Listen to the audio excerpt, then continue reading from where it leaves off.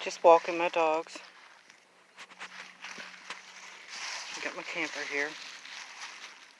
I think my channel is leading, YouTube channel is leading more toward a tiny house living or alternative living spaces channel instead of RVing, because RVs are a type of tiny house, RVs are a type of tiny house, for those who live in them, but usually for most people that live full time in an RV, they have the concept of conversion, a tiny house conversion, to where you take your RV, because that's the whole thing that slams an RV is livable.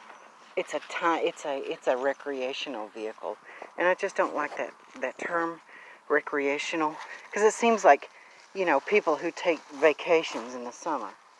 It's just for vacations in the summer, and that's undermining everything that it stands for nomadic people. I call it alternative housing, or tiny houses, or really not tiny houses, because tiny houses means it has to be tiny. And if you have a 50-foot yacht, there are people who live on 50-foot long sailboats. Here, this way, 50-foot sailboat is an alternative living space, but it's not a tiny house, because it's not tiny, it's 50 feet long. This is my first tiny house. I put side and made it into a shed. My first tiny house built in 1998. That's when I built it, and I lived in it for a year and a half and stayed in there. It was a tiny house. It's small. It's a small size, so that's the original tiny house. And I can honestly say I was tiny when tiny wasn't cool, I was tiny, and I built it, myself. I was tiny when tiny wasn't cool. I was tiny when tiny wasn't cool. It's my original tiny house. 1998, we call it the shack, is what we called it. It did have another addition, and it was over more than twice as big as it is now. Because over here where this fence is another addition, another wing of the tiny house. And so it was a shack built out of, scrap lumber that I had no construction experience whatsoever in 1998 of building buildings. I'd just seen a shed that they were building in shop class. And they built a shed in a shop industrial arts class when I was in high school. And I got to walk through it, and I got to see the framing, so. But yeah, that's the tiny house, and it's more like tiny house living than RVing. Because RVing means you're going to hit the road. You're going to be on the road. And for me, I don't have to be on the road to have my tiny house. Because it's more like, RVs undermine everything a tiny house stands for. Tiny house is living in an alternative living space. Whether it's a yurt, or a teepee, or a tent, like in Skid Row is a housing option. Tents are a housing option. People even have wood stoves in a tent. You can put a wood stove in a tent. So, alternative living spaces, going all the way back, which is usually nomadic. A lot of your alternative living spaces are nomadic spaces, So, and it's the tiny house conversion. Taking an RV, converting it to a house, to a tiny house. The tiny house concept is the concept. You got to tiny house conversion, the interior, the cabinets, the amount of cabinets you have, and you have 10 beds. You have 3 beds in the camper that size. If you have a fold-out bed above your couch, which mine does not, and then you have a dinette to sit and eat, which is not comfortable.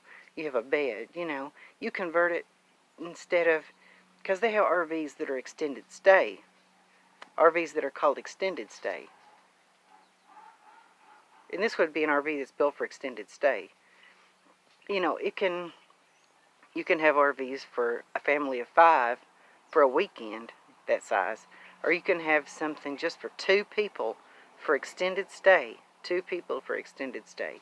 Extended stay, and you have 1 couch instead of a cheap dinette. You have an actual sofa. A sofa and a table to eat at, a fold-away table to sit and eat at, where the people can sit and watch their football game, Make their chili and watch their football. It's a tiny house. They have a big comfortable bed, You have a bathroom with a bathroom closet and a vanity. All those nice features that I had, and you have plenty of shelving for books and CDs.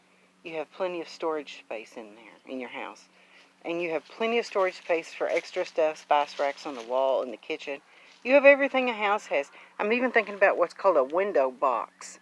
A window box is this little glass bump out in the kitchen window that some houses have, and it's a glass box that protrudes out of your window, kitchen window above your sink, and you put your flowers in there. So like a sunroom, like a tiny miniature,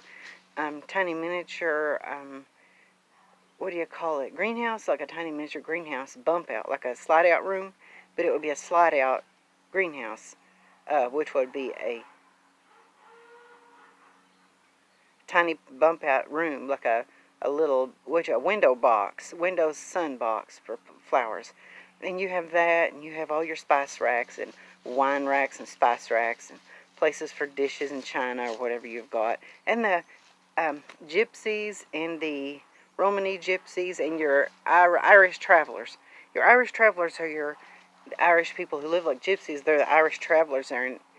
I think my family may have originated from the same roots as Irish travelers, because the Ward family, that goes back to Donegal, Ireland, and that's where some of the Irish travelers come back to Donegal, Ireland, because in Donegal, Ireland, is Irish travelers come from Donegal Island. Message me in the comments below if you knew who the Irish travelers are.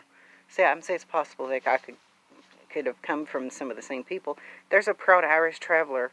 She's a singer in the UK. Her name is Sharon Ward, and she's an Irish traveler. There's a lot of Wards that are Irish travelers. They like to fight a lot, boxing and stuff like that. That's Irish travelers. So, I mean, my family is Ward that come from Ireland, in England. So I think that you never know.